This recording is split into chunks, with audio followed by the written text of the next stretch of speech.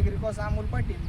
आपण 265 जातीचा 30 गुंठ्याचा आपण डेमो प्लॉट तयार केलेला आहे. आपण बघू शकता कशा प्रकारे ऊसाची वाढ झालेली आहे. आज या ऊसाला आपल्या 1.5 महिना पूर्ण झालेला आहे. कशा प्रकारचं फुटवं आहे तर आपण बघू शकता. पण या ऊसाला आपल्याला प्रॉब्लेम एक झालेला आहे की खोडकिडीचा प्रादुर्भाव आपल्या ऊसाला जास्त झालेला आहे. तर तुम्ही पाहू शकता खोडकिडी कशा प्रकारे आपल्या ऊसाला त्रास देते.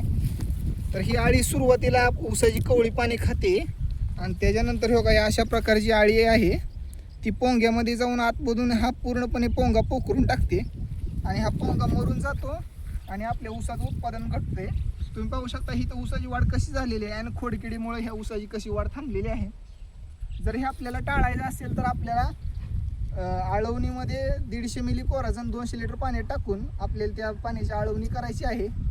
आणि जर आपल्याला खतामध्ये पाहिजे असेल तर 8 किलो फर्टेरा बेसल डोस सोबत टाकून आपल्याला ऊसामध्ये द्यायचा आहे.